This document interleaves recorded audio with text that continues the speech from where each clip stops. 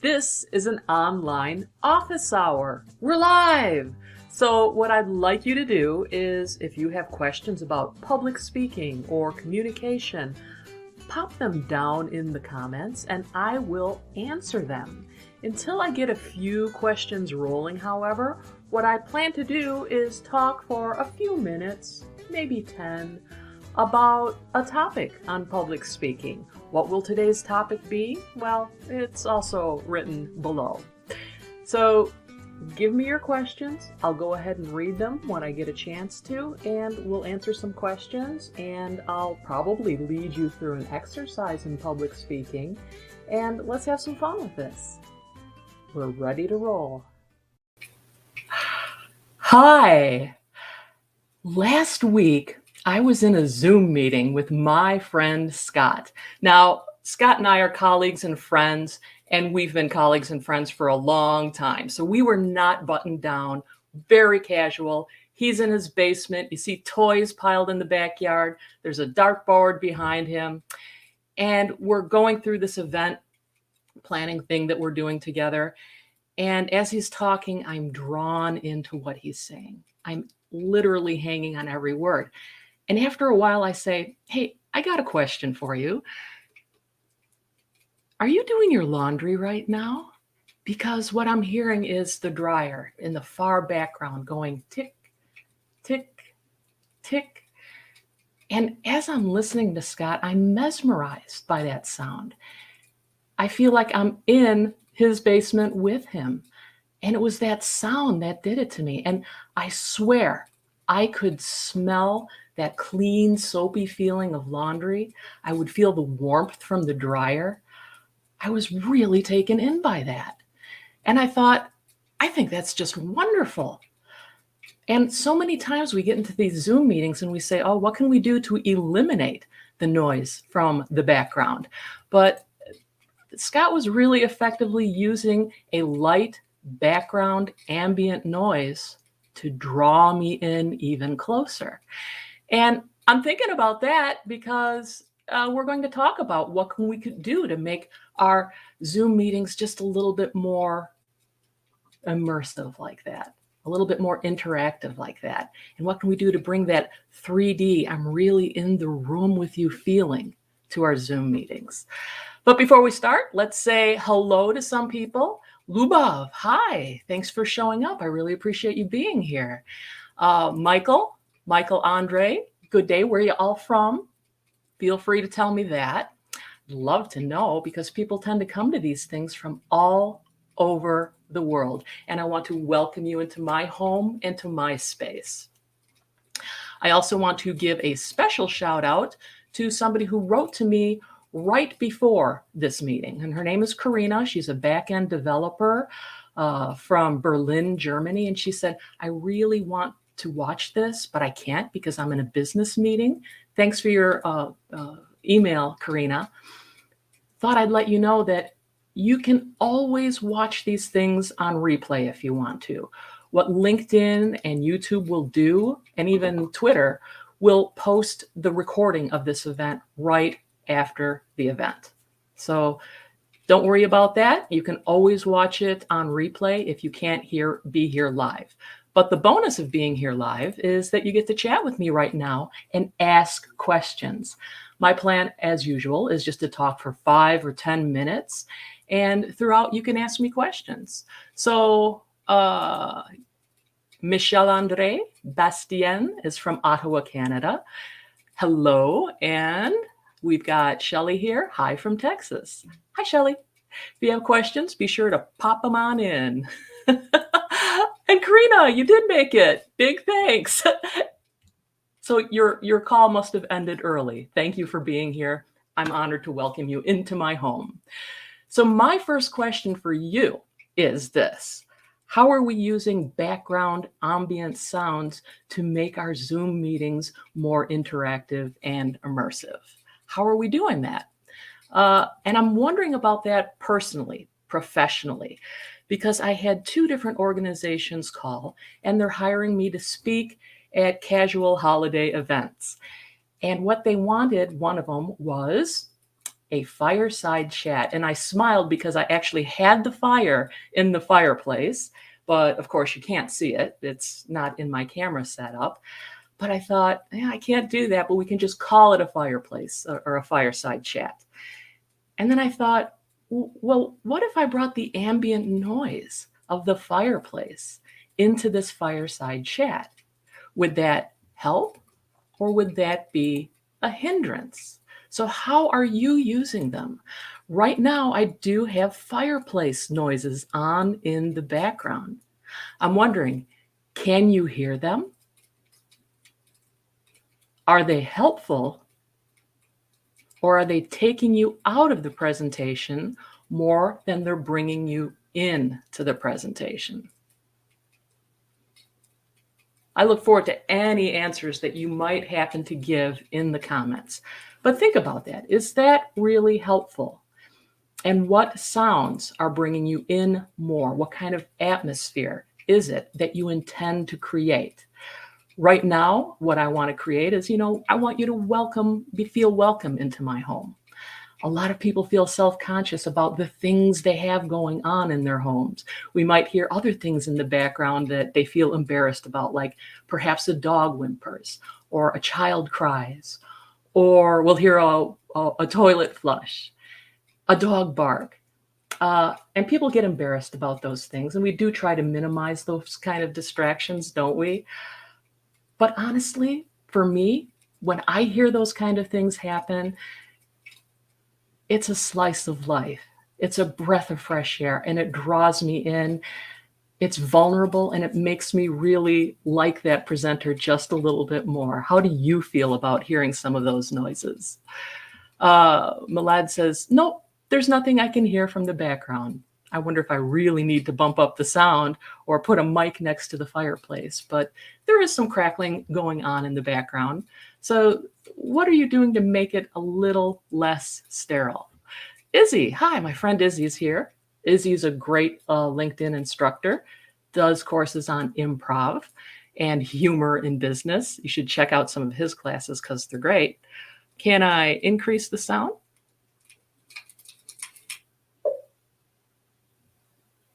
Oh, I shut it off entirely.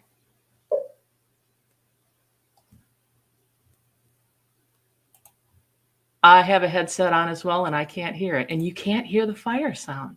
Oh, Imran could. Thank you. Somebody could hear it. What if we did it on Google? Hey, Google, play fireplace noises. Would it work?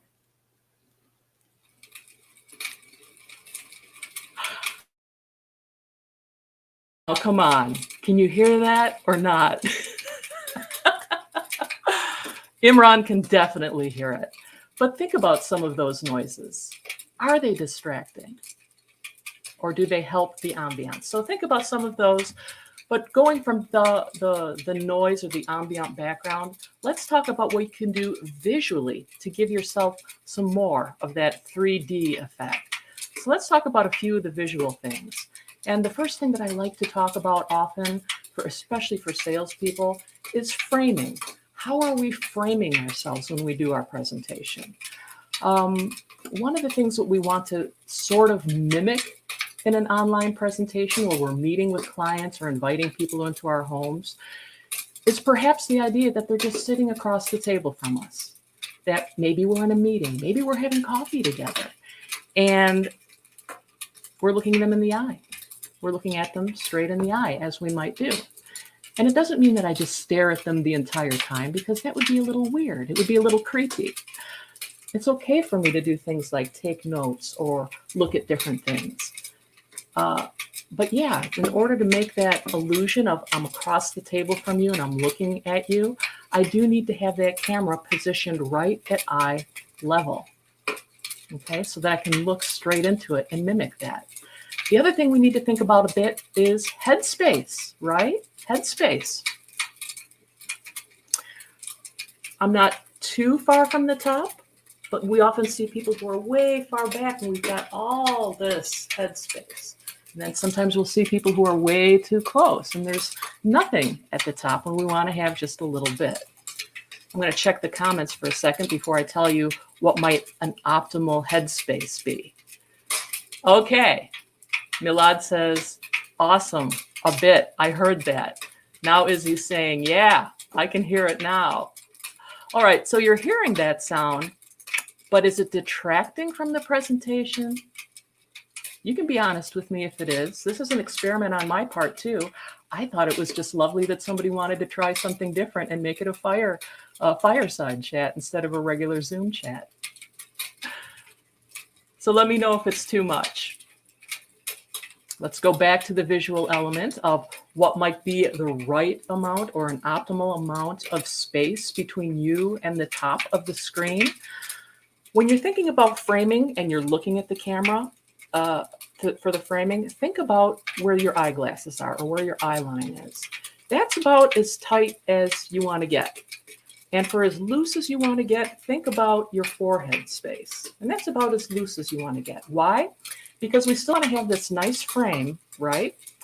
But we still need to be able to see the expression in your face. Too far away and we don't see the expression. Too close and we're not, you know, you're a little too close to me, lady. I don't like you in my face that much. So try to think about that amount of headspace that you have so that you're mimicking kind of that experience of being across from a coffee table. Okay, Sarah says, it's a little distracting, to be honest.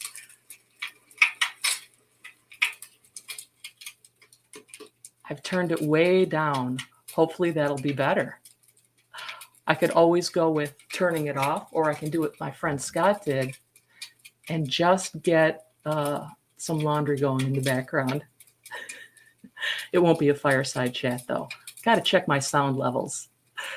All right, so that is where we're at with some of the visuals. But one other thing about visuals is to make it a little bit more 3D and natural. Try this for size. The 3/4 look. A lot of times we're looking straight at the camera, right? And you notice how that flattens me out a little? When I do this or turn, do a 3/4 profile turn, we can start to get a little bit more expression in my face, but I'm still looking at the camera. And there's a variety of things that I can do. I don't always have to be in 3/4 profile. I can be looking straight into the camera. I can do a turn as I'm talking to you. I can look off, but doing things to get just a little bit more expression out of your face. Sometimes people can be a little wooden and flat. They're just staring into the camera and they're looking really hard at it. And we're not getting the full range of expression that we possibly could. So play with that 3/4 profile while you still have a little bit going on up there.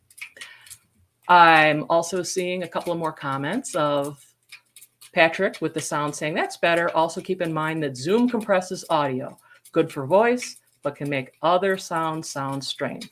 So good advice, Patrick. In the future, I'll know, test those audio levels.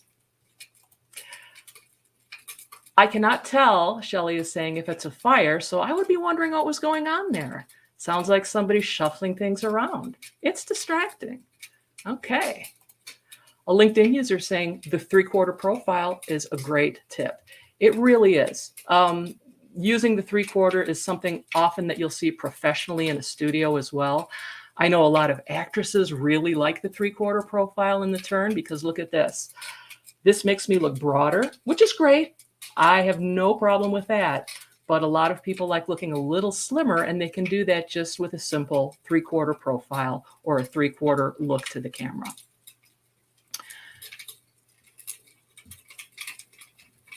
Let's see, I'm gonna see if I can turn off, there we are. I turned off the fireplace entirely because I did get some feedback that it was distracting. And could I please rephrase about the level of the camera? Certainly, I will rephrase. What you want to do with the camera is have it at eye level. And to do that, whatever your eye level is, make sure the camera is at that level. If it's too low, you're looking down at the camera and you don't want that. That's kind of an unflattering look. It also is odd when you're looking at that on the Zoom screen because people are looking down at you. You're looking down at people. And that's not really advantageous.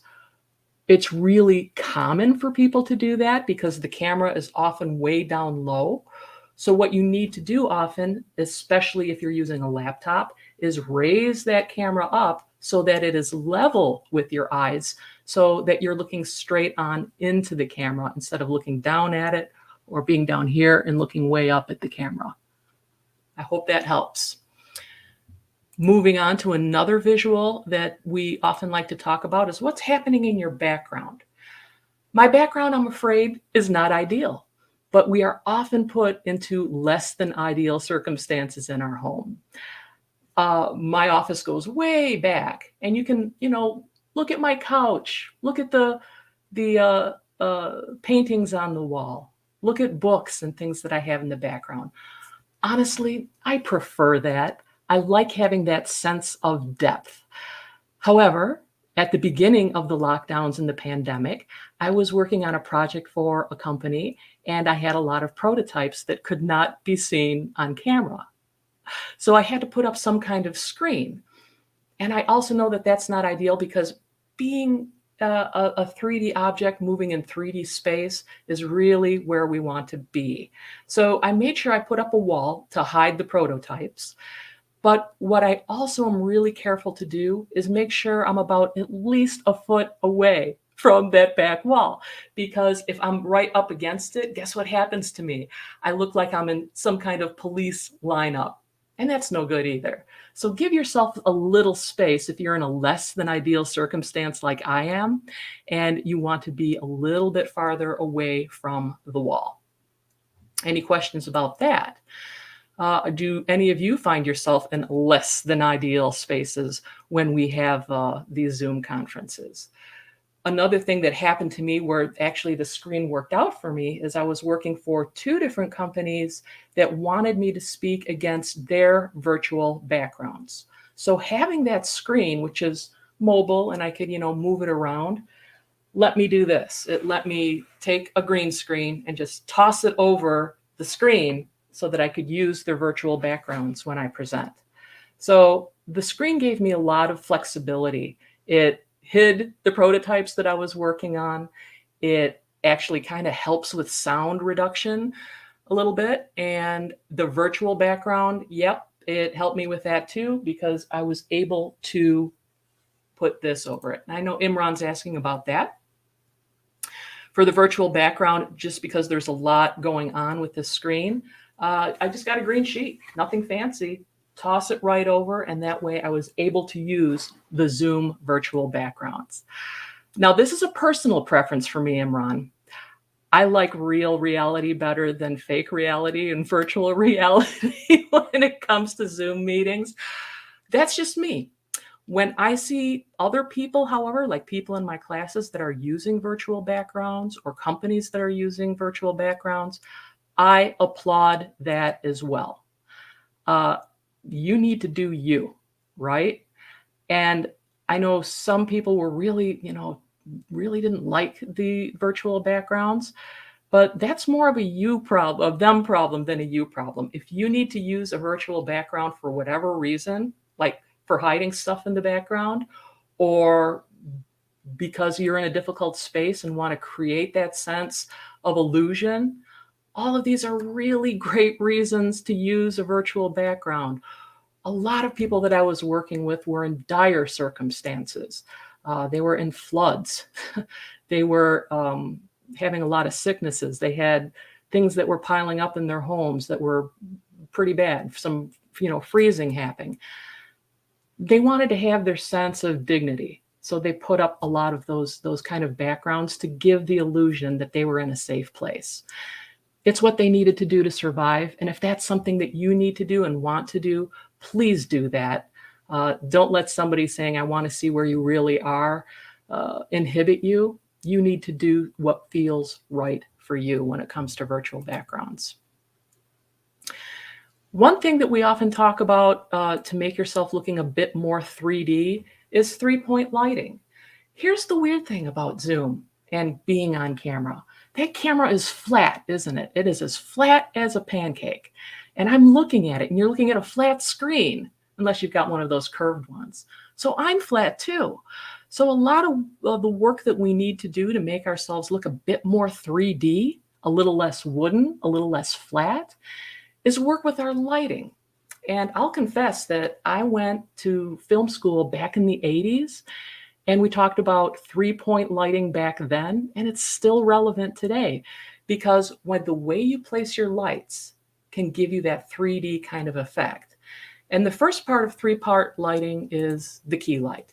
You might just have your face lit. And what I have right above the camera, making sure that my face is lit, is the light that is lighting my face. It's a bit filtered, right? So that there's not a lot of shine on me. But having that light so that people can see my face, it's called a key light. And that's an ideal placement for it so that it's coming right in at me. A lot of people will use their window as a key light, and that's fine in many circumstances.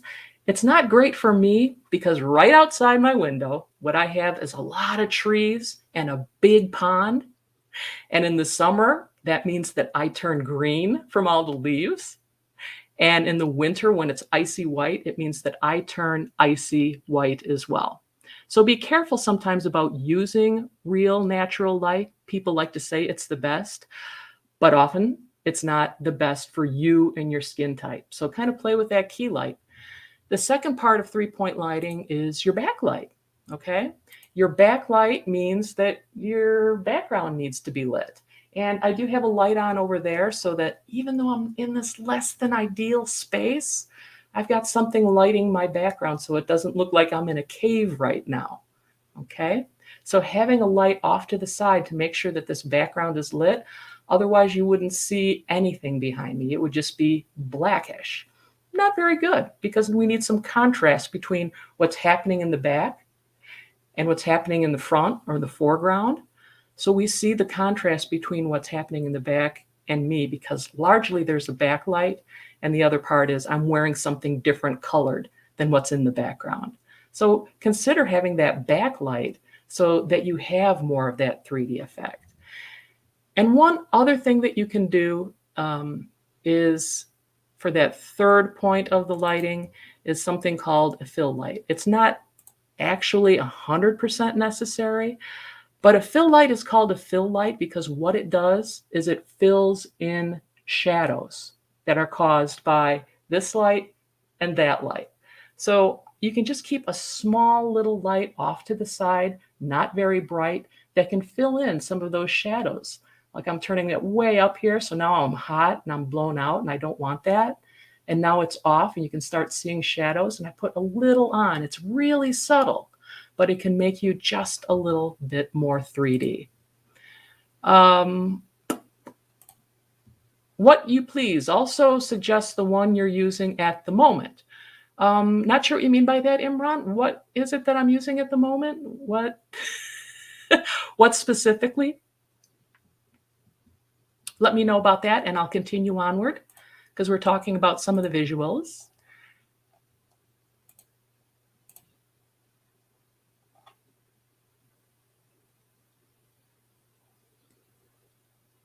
Okay, I'm not getting through to you, Imran. If you could tell me what that is, I would appreciate that. Thanks.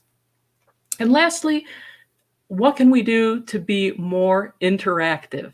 I don't know if you've ever read the wonderful book by John Medina called Brain Rules, but he suggests that people will not listen to you for long periods of time. You have to keep interacting with people, right? What do we do to add more emotional relevance to our content and to our presentation? And I'll talk about some of my favorites. I'd love for you to pop in what it is that you do to be more interactive, but questions, right?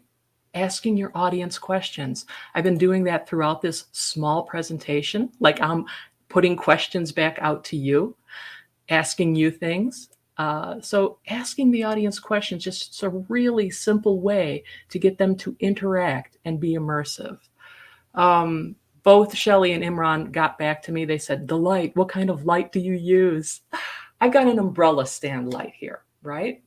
It is not very expensive. I think I paid something like $40 for it, like 5 or 6 years ago.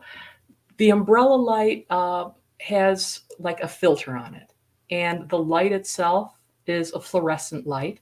It is daylight fluorescent. That is what works for me. A lot of what is used in the studio is also daylight. I worked with one executive last year, and she was really upset. She says, "You know what? I think I need plastic surgery because look at me, the wrinkles on my face, all this, it's just the worst." And I said, "I think before you invest in plastic surgery for your Zoom meetings, why don't you go to a local hardware store?"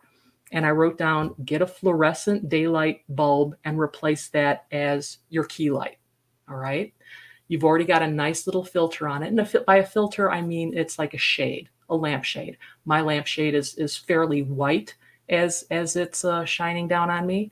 She did the same thing, and she ended up looking like $1,000,000. So instead of plastic surgery, she got an $8 light from her local hardware store that made all the difference, and it boosted her confidence. It made her feel better about presenting. She didn't look so harsh.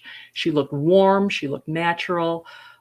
She found that she really didn't even need to use that much makeup anymore. Bonus all the way around.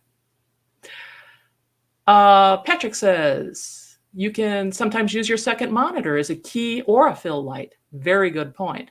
Put an application like Word or PowerPoint that has nothing on it, so it provides a white light. Or you can make it another color like blue for sky or orange for that warmer color look. I've done that trick before too. I think I have a light here. I can actually change the color on it.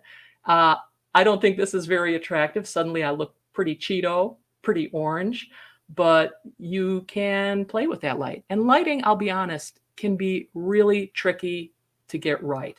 A lot of it is atmospherics. It depends on the paint color on your wall, right? That's going to affect your light, your skin tone, your wardrobe. The colored light that works for me as a light-skinned person may not be the light that works for you. And that's why if you're going to get a light, like I did with this executive, was get one that's on a dimmer that you can tune up and tune down and kind of sit and see, how's this working for me? Because like a lot of ermine, us human beings tend to change color throughout the seasons, don't we? I'm a whole lot browner in the summer than I am right now. Right now, I am very pale, so my light needs to change to reflect that. And the seasons change too. Like I said, some daylight works really well, and some daylight definitely does not work very well. Autumn tends to be a good color for me. I can generally tend to work with daylight coming in if it's autumn because there's a lot of orange in the environment instead of a lot of green or blue. So you do have to play with it to see what works for you. And I see we're heading into our half hour, so I will open it up for questions. We've had questions all the way around. I'd also like for you to talk about, if you would, some of your favorite interaction techniques in Zoom. I said one of my favorite one was questions. Some other ones that I've used and seen used that I really like is the chat bar in Zoom. I think that's really fascinating. One fascinating approach I saw used by a storytelling professor was he would put in quotes and pick audience members to read the quote out loud. And then we would reflect on the quote and what that meant to us. So it's a really subtle technique, but it's a really warm technique that got people engaged with the content that he was teaching. And I really thought that was lovely, and I like that an awful lot. Using props, right? We use props a lot of times in courses. It's more tangible, it's more touchable. How are you using more props in your presentations? I am going to pop this up here from Patrick Finnegan. I read this out loud and realized that I didn't put it up there. So that is, thank you for that comment, Patrick. I really appreciate that. Has anybody else ever used that? What other interactive techniques are we using to keep our audiences engaged? Breakrooms, for example, that got a lot of buzz, but I really enjoy being in break rooms. But to do break rooms effectively, perhaps that's another LinkedIn Live for another day, because break rooms have largely been used and abused by teachers. Izzy is saying using polls for interaction. I love that, Izzy. I use polls a lot. Using polls effectively is its own wonderful technique, and making sure that you're doing that right too. I always like to say I like to use the popcorn effect in polls, because people will often ask me, how long do you keep the poll up? And I always use the burnt popcorn rule. Don't wait for everybody to respond. It's kind of like the popcorn rule. When you're making popcorn, you're shaking it, and all of a sudden you hear all the pop, pop, pop, pop, pop. And it's the same thing with the poll. You see all these answers popping up, and then suddenly the popping slows, and you think, well, maybe if I just wait for 5 more, I'll get 5 more kernels out of this. But it's like, no, once it starts slowing, you got to stop the poll. Otherwise, you burnt. You're going to burn the rest of the people who are in that poll saying, come on, I answered that poll 5 minutes ago. The way you are acting is very immersive. It's hard to present and watch chat, but you're doing a marvelous job. Patrick, thank you. I appreciate you. That's really great. Let's talk about some other interactive techniques. Do you have any others for me? Which ones are you using effectively? I'll tell you one that I have to use all the time. Games. Izzy, I know you're in here right now. You recognize this game? I use your games. I use games a lot in Zoom presentations and Zoom meetings. And I do that largely because it keeps people interacting and engaged with the content. Props, stories. I started this very presentation by telling you a story about my friend Scott. A small anecdote, right? Not a full-blown story, but stories engage people. So how are you using more stories to interact with your audiences? Izzy has another one. Give a pre-work assignment or question so everyone has something to share. Absolutely brilliant. In classrooms, we talk about the flipped classroom. So instead of doing the entire presentation online or the entire learning online and lecturing, what we do as teachers is we do the pre-work assignments, and I'll often assign mine in Google Classroom, have people upload things, have discussions behind the scenes, and then come to the class prepared to discuss it. Izzy says, I see that. What are you seeing? You see your very own game. This is a game that Izzy himself created, and it's really invaluable. It's improv games. So it's a deck of improv games that I use. And you know what? Izzy and I should probably do a LinkedIn Live together on that, and how we use improv games for Zoom presentations. So if you'd like to catch up with me, Izzy, on that concept, do that. And I'd also like everyone else who came, want to say thank you. I appreciate you for coming here today. And last week, we ended with this, and I'll end with it today. Romper Room.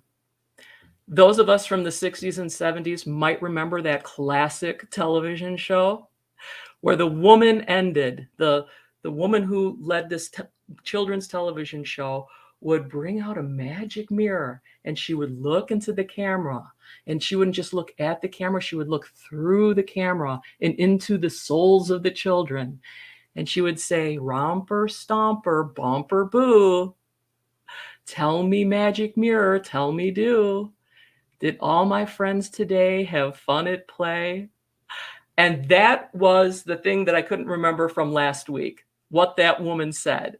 And that is how she ended each of her programs. So I wanted to say I got that. And Izzy said, yes, for the LinkedIn Live. I'm going to get together with Izzy. We're going to plan a LinkedIn Live for you where we will do improv games for Zoom. Oh my gosh, we have one planned. And guess what? It looks like Saggers is trying to tell me something about the way I'm presenting them. So I don't know. Really quite funny. Should we end on Saggers or should we end on Patrick Finnegan saying, I remember, bend and stretch, reach for the stars? Thank you. That's a great one to end on. Thank you, Patrick. I appreciate you, and we'll see you next time. Bye-bye.